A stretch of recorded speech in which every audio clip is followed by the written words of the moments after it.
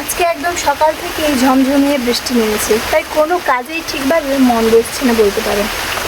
বৃষ্টি এতটা পরিমাণ যে হচ্ছে, ভিডিও করতে ইচ্ছে করছে না, কোনো কাজও করতে ইচ্ছে করছে না। এই করতে করতে কিন্তু 10টা বেজে গেল, আর আমাকে এখন রান্না বসাতে হবে। তো চলো কীভাবে আমাদের এদিকটায় বৃষ্টি হচ্ছে, কী পরিমাণ জল, সেটা আগে তোমাদের সাথে দেখা যায়। পুকুর তো প্রায় ডুবো ডুবো অবস্থা, জলে একদম ভর্তি। ঘাটের পুরো কাছেই জল চলে এসছে। শেষ ধাপটা পেরোলেই আমাদের ঘরের এই উঠোন, মানে এই যে একদম উঠোন রয়েছে, এই উঠোনে জল চলে আসবে। আর সকাল থেকেই অনবরত বৃষ্টি, এক ফোঁটা থামার উপায় নেই। যদি এরকম করে একটা দিন হয় তাহলে আমাদের এদিকে বন্যা হয়ে যাবে। তো অত্যধিক বৃষ্টির কারণে গাছে অনেক পেঁপে ফুল হয়েছিল। পেঁপে গাছের ওই ফুলগুলোর থেকে ফলও ধরে গেছিলো।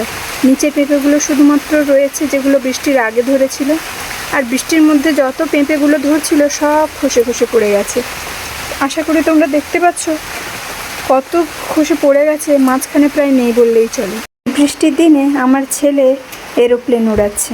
আগে ওইসব সাত পাঁচ ভেবে আর লাভ নেই, এখন রান্না বসাতে হবে। মাছ বানানো হয়ে গেছে।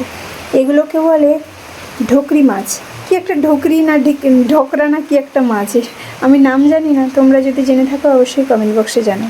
তো এটা আমি শুনেছি এটাকে ডকরা বলে। তো এই মাছের 2 পিস রয়েছে, তার সাথে তুপসে মাছ রয়েছে 3 পিস।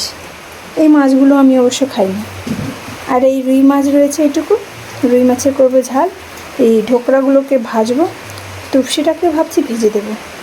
আরও কয়েকটা মাছ রয়েছে, মানে কালকের ভাজা মাছ 2টো রয়েছে, এগুলোকে কিছু একটা করতে হবে। যাকে আজকে একদম মাছে মাছে তরকারি করবো, বেশি আনাজপাতি লাগাবো না, কারণ এত মাছ খেতে গেলে আনাজপাতি খেতে আর ইচ্ছেই হবে না। আনাজপাতি যদি দেই ওগুলো নষ্ট হয়ে যাবে। চলো রান্নাটা বসাই। আর শেষে আমি উনানটা ধরাতে পেরেছি। দীর্ঘ 30 মিনিট চেষ্টা করার পর আমার উনানটা ধরানো গেছে। ভাতও বসিয়ে দিয়েছি, চলো চাল ধুয়ে দিয়ে দিই। আমরা সকালে টিফিন করছি ভাত আর শাকের ঘন্ট। এটা কি শাক? পালং শাক। হ্যাঁ, শাকের ঘন্ট আর ভাত খেয়ে নিই ঝটপট করে।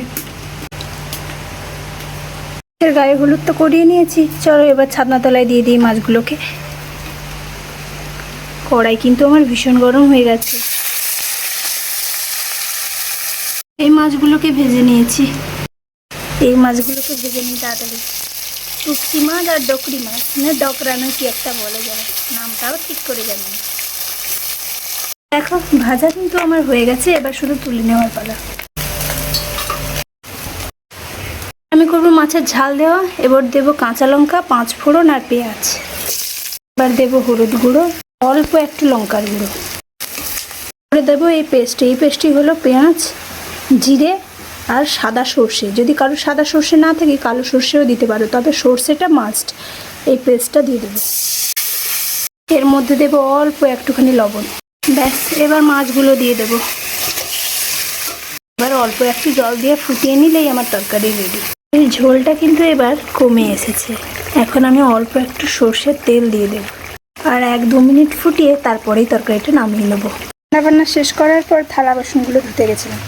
বৃষ্টি তো অনবরত পড়তেই রয়েছে। থালা বাসনগুলো ধুতে গিয়ে আমি পুরো ভিজে গেছিলাম, পুরো না খানিকটা ভিজে গেছিলাম। তাই কি আর করবো, একদম চান টান করে চলে এলাম। এবার একটু ছেলেকে পড়াতে বসবো।